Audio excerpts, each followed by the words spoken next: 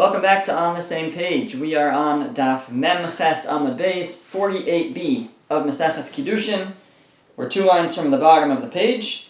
The Gemara says Amar Abaye. So towards the end of the second to last line, Amar Abaye. Abaye said, Reb Shimon ben Gamliel v'Reb Elazar Kulu Svira Lahu Mare Makom Hula. Rabbi Shimon, as well as Rabbi Shimon ben Gamliel, as well as Rabbi Elazar, they all hold of this idea of Mare Makom Hulo. That when somebody tells an agent to do something on his behalf, and he states a method or an approach that's easier, simpler, and the agent does something more difficult, but better perhaps, that's still considered a shlichut. It's still considered within his appointment, his agency, and it works. They all agree to that. So what was that? So the Gemara says Reb Shimon Hada Amram. Reb Shimon is what we just mentioned. So you may recall last week's Amud, the Gemara was trying to interpret the Mishnah. The Mishnah spoke about a case where a man says to a woman, be mekudeshes to me with, let's say, vinegar, and it turns out to be wine. So the first opinion held it's not a good Kiddushin because it's not what the transaction was. Wasn't the deal. The deal was vinegar and she got wine. Maybe she likes vinegar better. Maybe she needs vinegar. And Rabbi Shimon said that as long as what she got was better, then it's a good Kiddushin. And the Gemara had difficulty with that. Why is it a good Kiddushin according to Rabbi Shimon? Maybe she wants vinegar. Why would we assume that automatically, if she gets wine, since wine is better, that she was accepting that? Maybe she specifically needed vinegar. So the Gemara ended up saying that the case was actually a more complicated case. The case was where she appointed an agent to go accept the Kiddushin, and she told the agent, go accept Kiddushin from the man who said to me, be mekudeshes to me with, actually the Gemara used the example of silver and gold there, be mekudeshes, go accept Kiddushin from the man who said to me, be mekudeshes to me with silver. And the agent went, and he received gold. So, is that still Kiddushin? He accepted gold on her behalf when she had mentioned silver. So the Tanakama said, it's not Kiddushin. She said silver and she meant it. She doesn't want gold. It doesn't match her furniture or whatever it might be. And Rabbi Shimon said, no, it is Kiddushin. Because when she said silver, Mare Makum Hulo, she was just telling him an example of something that's easier. If it's silver, accept it. But of course, if it's gold, you should also accept it. So Rabbi Shimon is the first example that we have of this idea that when somebody tells an agent something easier, more common, more accessible, and the agent does even something less common, more difficult, that's still a good agency because the simpler, more accessible example was just to make it easier on the agent, but the sender is still happy if it's something that's better and more difficult, and therefore, when the agent accepted gold, Rabbi Shimon says it's also good. So that's the first example, that's Rabbi Shimon. Says the Gemara, Rabbi Shimon Gamliel. What about Rabbi Shimon Gamliel? Where do we see that he also holds like this? D'Tanan, because we're learning a Mishnah. Get pashut edav misocho. A simple get, a normal bill of divorce, the witnesses sign the inside of the get. You write the get, you write the document, and then they sign at the bottom. Mekushar, but a tied get, edav me'achorav. The witnesses sign on the outside. What is a tied get? So this was a special get described in the Gemara in Baba Basra that was enacted for Kohanim. So a Kohen is not allowed to marry a woman who's divorced. Which means that, and even if it was his own wife that he divorced, which means that once he gives her a get, there's no going back. A Yisrael, a regular Yisrael, if he gives his wife a get, so as long as she doesn't marry anybody else, he can remarry her. So if a day later he says, oh, what was I thinking? And he wants to remarry her, as long as she agrees, they can remarry. But a Kohen can't do that. He can't marry a divorced woman. Once he gives her the get, it's over. There's no going back. So therefore the Chachamim wanted to make it a little bit more difficult for the Kohen to divorce his wife, to delay the divorce. Maybe if he was angry this way, it would give a chance for his anger to subside. Maybe he would change his mind. And so they made the get a little bit more complicated. And the get mekusher, tied get, that's what it's called, involves, the Rashi describes here, that you leave the top line blank, then you write the first line, then you leave the next line blank, then you write the next line, and then you leave another line blank, and you write the next line, and then they would fold over, basically that blank line that's on top would fold over onto the written line, and then the witness would sign on the outside, and then they would sew that shut, and then they would fold the next line, and again there was a blank line, so you had a blank line, it would cover the next line, and again the witness would sign the outside, and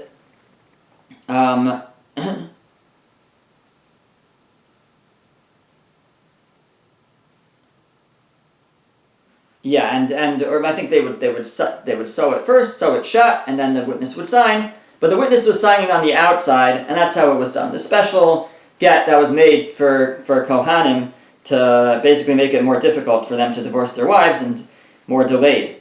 So we have this difference. A regular get, you sign on the witness is signing on the inside, and a get mekusher, the special get for Kohanim, the witness is signing on the outside. So what if they mixed it up? So the Mishnah says there, in Baba Basra, it says that Pashut, so second line of the Gemara here, Pashut shekasvu edo me'achorav. If you have a normal get, but the witness is signed on the outside, on the back side of the get, instead of on the inside like they're supposed to, umekusher shekasvu edav mitocho. Or you have this other kind of get, this get mekusher, where they're supposed to sign the outside, but they sign the inside. Shneim psulim, they're both pasul, it's disqualified, you can't use that get. Rabbi Chanina ben Gamliel, so that's the first opinion. Rabbi Chanina ben Gamliel Omer, Rabbi Chanina the son of Gamliel said, mekusher shekasvu edo mitocho, kasher. That actually the mekusher, the tied get, the folded sewn get, if the witness is signing on the inside, it's still kosher. Why? Sheyachol la'asos so pashut. Because you can make it into a get pashut. You can make it into a simple get. Meaning,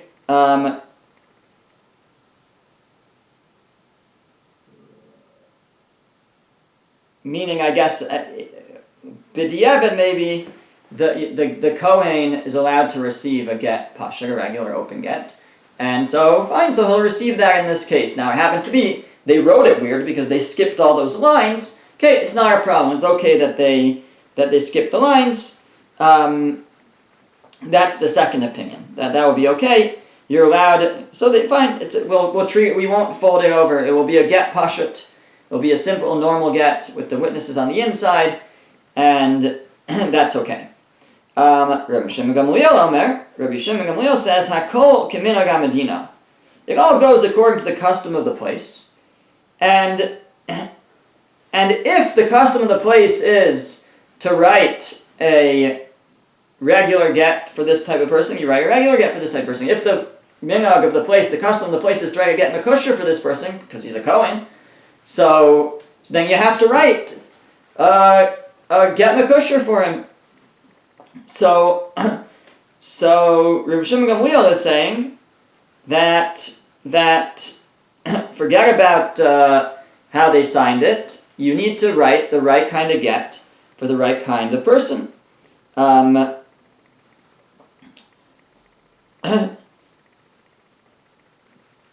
And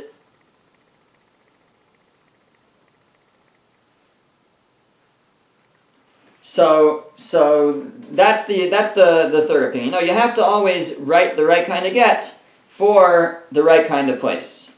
So the Gemara says, B'tanakama v'havinanva, and the Gemara asked on that over there, I guess in Baba Kama. We have this discussion there. B'tanakama lesle minhag hamadina.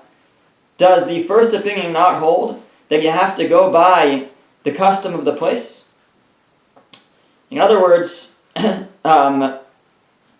this third opinion of Rabbi Shimon Gamliel is saying that in a place where the custom is to write pasha, to write it normal, and not this whole folding thing, if you make it makusher, you make it sewn, this folded kind, or the opposite, it's pasul, because when the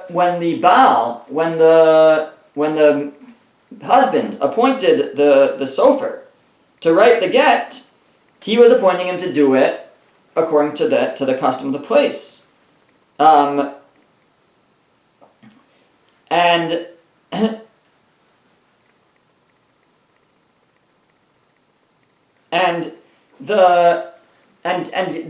he didn't do what he was assigned to do. The earlier discussion was how the sofer was supposed to write the get. And in those cases, and he wrote the get properly, right? So, meaning, in the first, the example that the first Tanaim were arguing over was, you told him to write a get makusher. He wrote a get makusher. He wrote with all the spaces, he wrote the right kind of get. The witnesses then signed the wrong place. They were supposed to sign the outside, they signed the inside. But the get was the right type of get. There we have a machlokas. The first opinion holds it's good, and it's not good. And the second opinion held that in that case, even though they signed on the inside, it's still okay. But the Tanakama held that it's a problem because they signed the wrong place. But the Rav Shimon Gamliel here is coming along and saying that there could potentially be a bigger issue, which is what if the sofer writes the wrong kind of get? What if he writes the wrong kind of get? In that first case, he wrote the right kind of get. It just maybe was signed in the wrong place. But what if he writes the wrong kind of get? So then he's not doing what he was assigned to do. So Rav Shimon Gamliel says that's a problem. So the Gemara asks, and does the Tanakama disagree with that? How can you disagree with that? If you wrote the wrong kind of get, so it should for sure be a problem. The way the Tanakama presented his opinion was all about where it's signed. If it's signed in the right place, if it's a get mekusher, it's a tied get, and you sign the outside, it's good. If it's a get pashut, it's written the normal way and you sign the inside, it's good. But what if that wasn't what he was supposed to do? The Tanakama seems to hold that it's fine as long as it was done in the correct way, even if it was the wrong kind of get written. So that's the Gemara's problem. It says the Tanakama doesn't care about the custom of the place, that he's doing, whether he's doing what he was really assigned to do. So Rav Ashi says, Ba'asri de nehigi b'pashat. We're talking about a place where the custom is to always write pashat, to write the normal without the whole folding thing. V'avad le mekusher. And he went and made it makusher.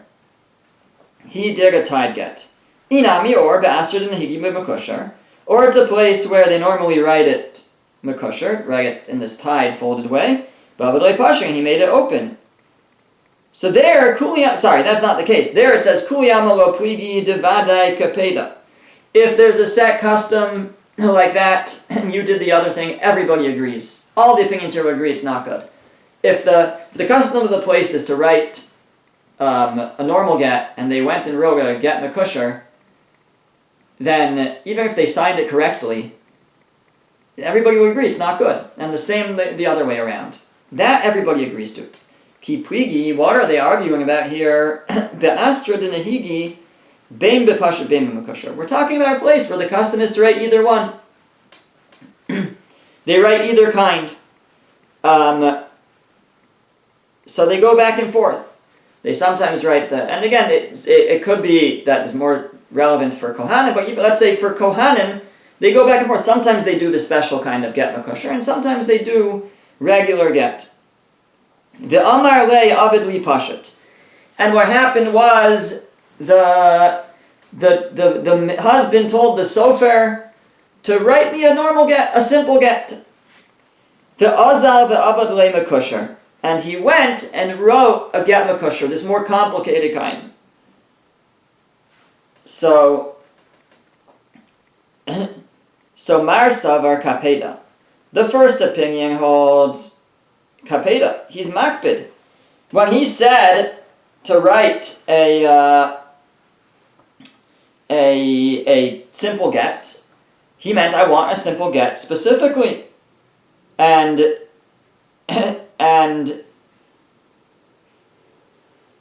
if he didn't write that simple get, then it's a problem because he didn't do what he was asked to do. And along comes Rabbi Shimon Gamliel, Umar Savar Mara Makom Hula. Rabbi Shimon Gamliel says, no, it's fine.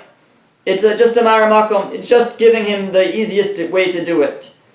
He's telling him to write a simple get because that's just easier. But if he wants to write the more complicated one, that's fine too. Meaning, that's what Rabbi Shimon Gamliel meant, Hakol Kafi Minhag HaMedina. It all goes by the custom of the place. If it's normal in that place to write either kind of get, then it's fine.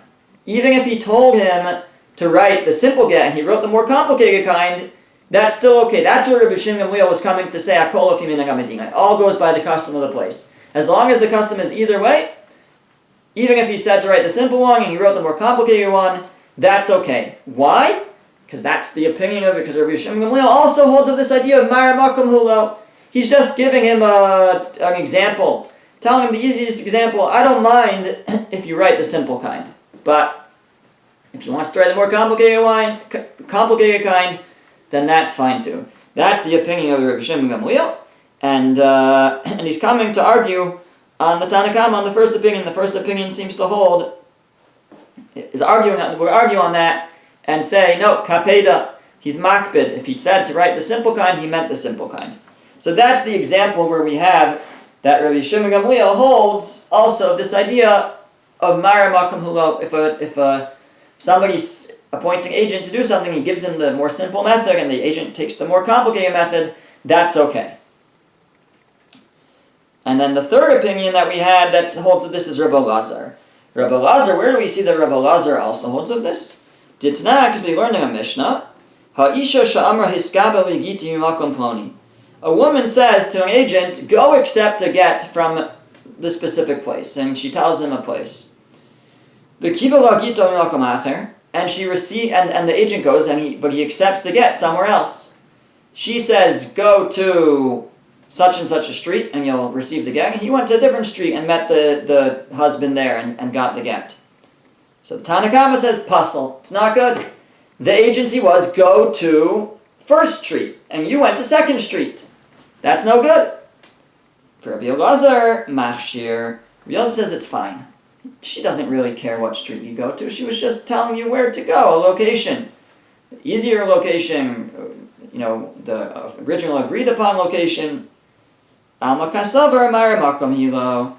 We see Rabbi Elazar also agrees it's just a maramakom, it's just a place, it's just an example of how you can do it. But if you want to do it a different way, that's fine too. That's the understanding of Rabbi Elazar. So there we have that Rabbi Shimon Gamliel, and Rabbi Elazar all hold of this idea of Mara Makom Hilo. If you give an example of how to do something, and it's just like the simpler way, then if the agent does it in a slightly more complicated way or in a better way, it's also fine because it was just Mara Makom Hilo. It was just an example. Okay. Now the Gemara goes back to the Machlokas in the Mishnah.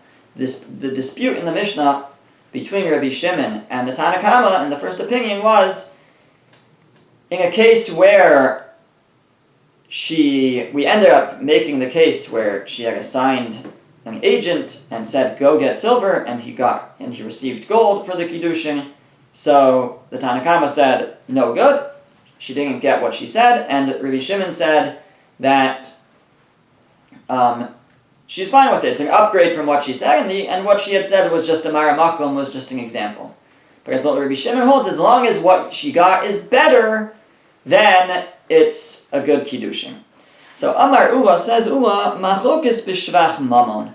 This machlokes, this dispute, is where there is an improvement in the value. If she said something to accept a certain amount, and she got something better, more valuable, so that's where Rabbi Shimon holds that we say it's still a good Kiddushin, because she got even better than what she said. Aval b'shvach yuchsin, but if the improvement is in yuchsin, in yichus, in lineage, so then divrei hakol eina mekudeshes. Everybody agrees that it's not a good Kiddushin. So the example, we'll see a couple of examples, but let's say the man says, accept Kiddushin on condition that I'm a mamzer. A mamzer is someone born out of an illicit relationship, or a relationship that would be chayav kares for it, and the child is a mamzer, and a mamzer is prohibited from marrying a regular Jew. And so too for a mamzeres, if she's a mamzeres, if a girl born out of wedlock, not just out of wedlock, but through an actual illicit relationship, that would be chayav kares, so like from adultery or from incest. So a mamzer cannot marry a regular Jew, and but so he wants to give her Kiddushin, and and he says that he is a mamzer.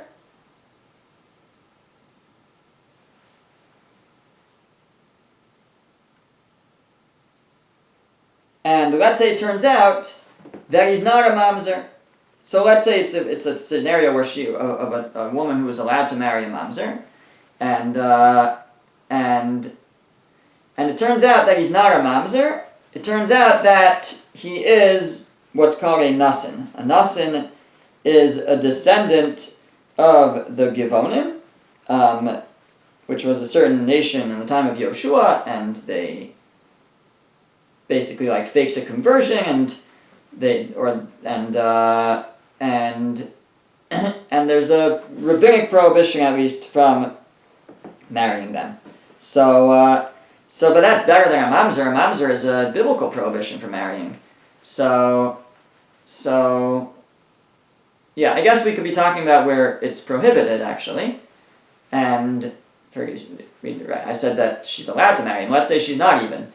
But she's going ahead. She's going to accept his Kiddushin from the mamzer. And I think that would take effect if she did. It would be prohibited, but it would work. So let's say he said he's a mamzer. She was going to accept the Kiddushin. Turns out he's not a mamzer. He's just a nasin. He's something else. He's a descendant of Givoni, also prohibited to marry, but only prohibited midrabanan. So there, the Ula is saying that even though it's an improvement, there Rabbi Shimon would agree that she does not accept the Kiddushin. Why? My taima, what's the reason? Because misana derav mikarai lo ba'ina. Because a shoe that's bigger than my foot, I'm not interested in. That's the expression. And the idea is that maybe she didn't want to marry someone of such lineage. Her shoe fits someone of this type of lineage. So we can't assume that she wants someone of better lineage. That's what Ula said. Tanya nami hachi.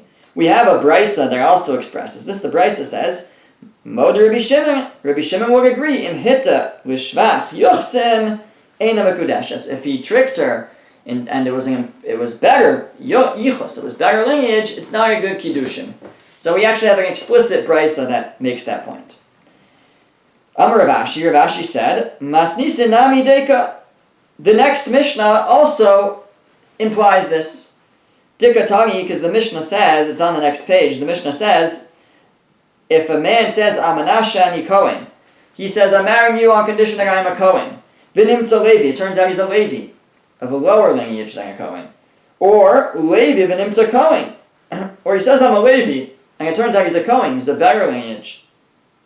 Or, Nasin v'nimtza Mamzer, he claims he's a Nasin, he's a descendant of the Givonim.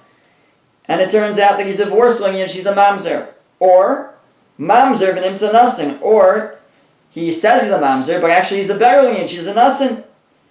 So there, the Mishnah said, it's not a good Kiddushin, v'lo palig Reb Shimon, and it does not quote Reb Shimon as arguing. So it seems that Rabbi Shimon agrees in those types of cases where there's an improvement of lineage, that doesn't mean she accepts the Kiddushin. It's only when there's an improvement of value. He said silver was gold, that she accepts. But if he says mamzer, and it turns out nasin, or he says Levi, it turns out he's a Kohen, that, even though it's an improvement of lineage, she does not accept that Kiddushin. Maskifla Marba Ravashi. Marba Ravashi asked a question on this, on his father.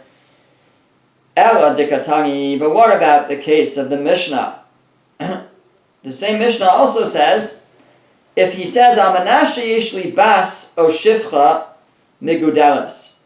If he says, I'm married, accept my Kiddushin on condition that I have an older daughter or maidservant who's, I guess, mature and able to serve in the house, Ve'englo, and it turns out he doesn't, or Amanashe Englo, he says or if he says on condition that I don't, V'yeshlo, it turns out that he does, there also the Mishnah says it's not Kiddushin, but says the Gemara, Deshvach Mamamhu, that's a monetary improvement. That's an improvement in monetary value. Hachinami de lo palig, you're going to say Rabbi Shimon doesn't argue there? Meaning we're trying to say that from the fact that we don't find that Rabbi Shimon argues in the next Mishnah, it must be that he agrees. And he doesn't argue on these examples of improvement in lineage, must be he agrees. Asks Marba Ravashi, but there's an example in that Mishnah as well of an improvement of value, of monetary value. He said he didn't have a servant, and it turns out he does. So that's a monetary improvement. And yet Rabbi Shimon doesn't explicitly argue. So you're going to tell me he doesn't argue there? We know he argues when it comes to monetary improvement. So rather, what's going on here? The Mishnah quoted him as arguing in the first part of the Mishnah, our first Mishnah, and he also argues in the next one, but didn't need to quote him again. So that's with regard to the monetary point. Hachanami, so with regards to Yuchsim, with regards to lineage, you'll say the same thing. He argued in the Reisha, in the first Mishnah, and Huadim, he also argues in the next Mishnah, just didn't say it. Ibrahim is arguing once, but he holds when there's an improvement. If he said one thing and what he ends up being or offering is better, then that's a good Kiddushin. That's what Rabbi Shimon holds.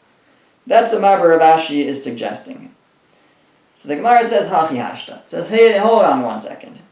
Hasam, with regards to the not mentioning, saying that he doesn't have a servant, and it turns out that he does, they're both an improvement of value, of monetary value. So that, yeah, you're right. There we'll say, just like he argues in the first Mishnah, he also argues in the second Mishnah. Because it's the same thing. Monetary increase. Agreed. He will argue with regards to that and say if it's a monetary increase, it's a good Kiddushin. But here, Tishvach Yuchsimhu, here we're dealing with a different type of improvement. It's an improvement in lineage. Im Isa de Palig, if it was true that he argued, Nisni would have to teach it. So Rav Ashi says, I don't accept that. I think, says Rav Ashi, he argues in the Reisha in the first Mishnah about an increase in monetary value. If she says silver turns out to be gold, if he says silver turns out to be gold, then it's a good Kiddushin. Again, in that case where she told this to her agent, etc. But if it's a monetary increase, it's a good Kiddushin. And we can learn from there to the second Mishnah that in the case where he said that he didn't have a servant and it turned out he did, that's also a good Kiddushin because that's a monetary increase. But don't assume based on that Rabbi Shimon also argues when there's an improvement in Yichus, in lineage, because that's a different story. And since the Mishnah didn't bring that he argues, he must not argue. That's what Rav Ashi says. Iba Yisema, if you want, you can say Hachanami Shvach Yuchsim. Then no. The case of where he claimed that he had an older daughter or older maidservant, and we thought that that was an example of an increase in monetary value, says the Gemara, maybe that's not an example of an increase in monetary value. Maybe that's just another example of an increase in lineage, better lineage, and that's why it didn't quote Rabbi Shimon as arguing, because he doesn't argue there. And how is it that, what does that have to do with lineage? Says the Gemara, Misavras, my Megudelis, Gedola Mamish? Do you think that when it says Megudelis, which means like grown, it means she's grown? That's not what it means. He wasn't stating that he has or doesn't have a mature servant or daughter. My Megudelis, Gadalas. What Megudelis means is great, important. Gadalas, Chashuva, Rashi says. Someone who's respected. So she might be a maidservant, but she's respected. She might be she's his daughter, and she's respected. That's what it means. And he didn't reveal that he has a respected maidservant. So he said, accept my Kiddushin on condition that I don't have a respected maidservant. It turned out he has a respected maidservant. So now that seems to be a monetary increase, right? He has a respected maidservant. But the Gemara is saying, no. That's an issue of lineage. Why? What's the significance of a respected maidservant? De Amrahi, the woman who accepted the Kiddushin, will say, Lo nichali, I don't want to be in a house that has a respected maidservant, or respected older daughter. Why? Deshakla mili minai, because she's going to take words from me, va'azla nadia kamei shivavusai, and she's going to go and talk or blabber to the neighbors. In other words, I guess, if she wasn't respected, so then they're not going to listen to her anyways, the neighbors. So the wife is not concerned about the gossip that is shared by this daughter or this maidservant. Or if she's someone who's chashuva, someone who's respected, so then she is concerned about that. And therefore, it's not a good Kiddushin. If he said, accept Kiddushin on condition I don't have a respected maidservant, and it turned out he did, that's not going to be a good Kiddushin, because that's not a money problem, that's a lineage problem, that's a status problem. That's a problem that the woman will be concerned that this maidservant is going to go and talk and report and gossip about her to all the neighbors. Okay. The Gemara continues, it says, Tanu Rabbanan. Well, just before we continue, so that's the conclusion, seems to be that for monetary issues, Rabbi Shimon says that it is a good Kiddushin if it's better than what he claimed, but for lineage issues, it would, if the lineage is better, it's not a good Kiddushin. And it's a statement from Ula, it's a brisa, and it seems it could even be inferred from the next Mishnah. Tanu Rabbanan, the rabbis taught, Amanashani Karaina, if the man says, on condition that I know how to read, so Kevan Shekara Shlosha Psukim Beis HaKnesses, Hariz Mikudeshes. If he can read 3 verses in Shul, that's Mikudeshes. That would be, we would see that would be, I guess, like a testimony that he indeed can read, and that would be a good Kiddushin, if she accepted it. Rabbi Yehuda Omer, Ad Sheyikra V'Yitargim. Rabbi Yehuda says, no, only if he can read and translate.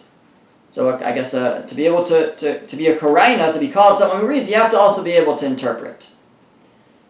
Asks the Gemara, Yitargim Midaite? Does he mean translate these psukim on his own, just whatever he thinks the translation is? V'hatanya, we're learning a brisa. Rabbi Yehuda Omer, Rabbi Yehuda says, Hamatargim pasuk kitsuraso, if a person translates a verse, kitsuraso, just at its face value, harezeh badai, he's like making things up. There's a tradition as to what the translation is. V'hamosif alav, and if you add to that existing tradition, harezeh mecharif v'megadef, you're like a cursor and a blasphemer. You're disgracing God's word by changing it, by altering it from the tradition that we have to the explanation. So the Gemara thought that when Rabbi Yehuda said he has to be able to read and translate, that he was supposed to make up the translation, and the Gemara says, how could Rabbi Yehuda say that? Rabbi Yehuda says that if you translate on your own, he has bad things to say about such a person.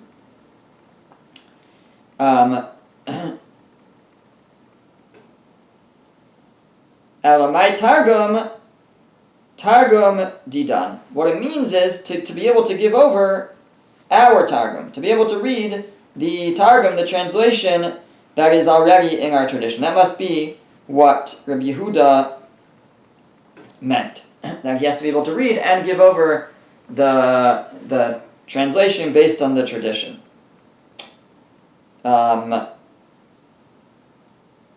Which is the Targum Onkelos. That's the translation of the Aramaic translation that we have from Onkelos. It's a tradition from Sinai.